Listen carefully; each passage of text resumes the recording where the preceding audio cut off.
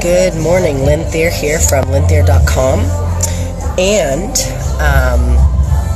I guess I'm going to give you a couple of competition prep updates, and I've actually avoided doing these in the last little while because I've actually caught that little bug that's been going around, sore throat and cold and whatnot, and in actuality, the last couple of weeks has been a real struggle. I'm not gonna lie. I'm not gonna candy coat it, let's say, for lack of better wording.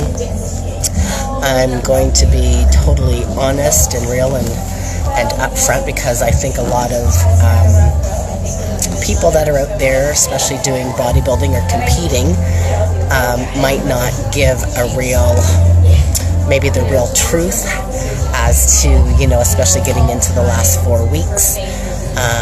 The last 4 weeks of the dieting and the training, depending on how your body's responding, you might have to really up it a level or two.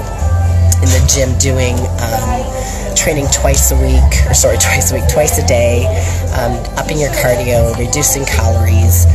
And for me, I struggled a lot this time around, I think, because of some hormonal issues and my age. I mean, let's face it, I'm not 30 or 35 or 40, 47 and having some hormonal issues, a few digestive things. And again, a lot of people promote the benefits of doing, let's say, keto and low-carb dieting, and for some people, depending on their body, can work fabulously. So I'm not saying there's anything wrong with it.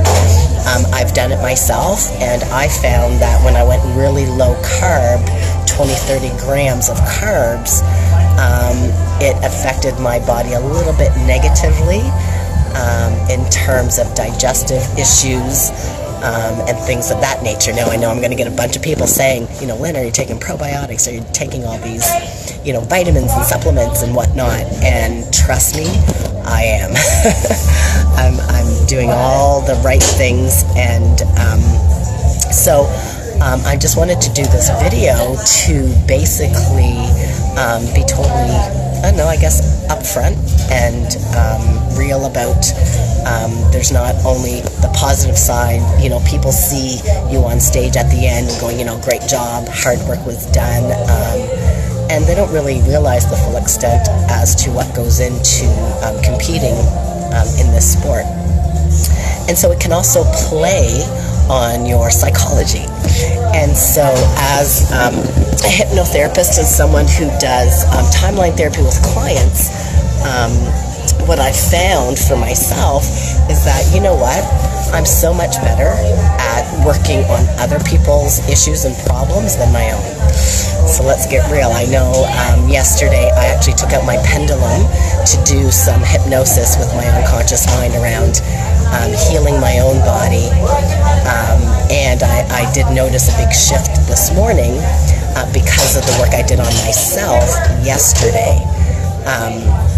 So that was a positive, but yet for some reason there's a lot of therapists that are out there who do wonderful work with other people, yet applying it to themselves they don't always do.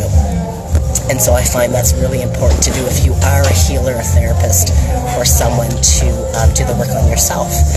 And take the time for yourself. A lot of people are spending so much time helping other people that they neglect themselves. And so it's really key to do that as well.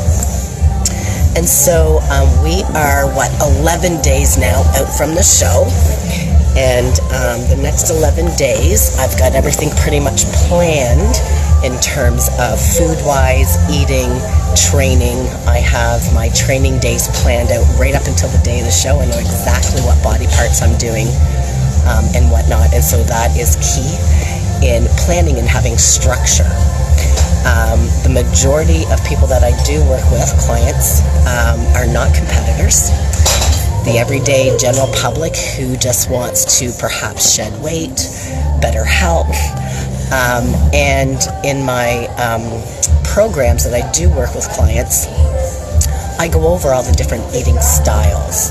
And I call them eating styles because one eating style may work for someone and not for someone else. And so there's so many different eating styles that can work for people between the low carb or keto diet, especially if you don't exercise, right?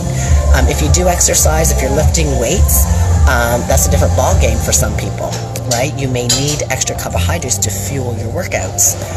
For myself, I'm doing carb cycling, and I think I'll do just a video on just carb cycling because people ask me, like, how do you actually do that? Well, for myself, on my very low carb day, I might go as low as 30 grams per day, but yet right now, I'm actually upping that a bit because I want my body to respond a little bit more favorably with all the training I'm doing.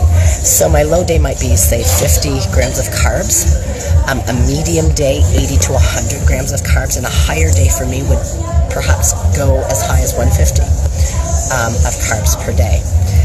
Protein stays relatively the same, usually 1 pound of body weight per gram of protein, so I'm anywhere between 130 to 145 grams of protein.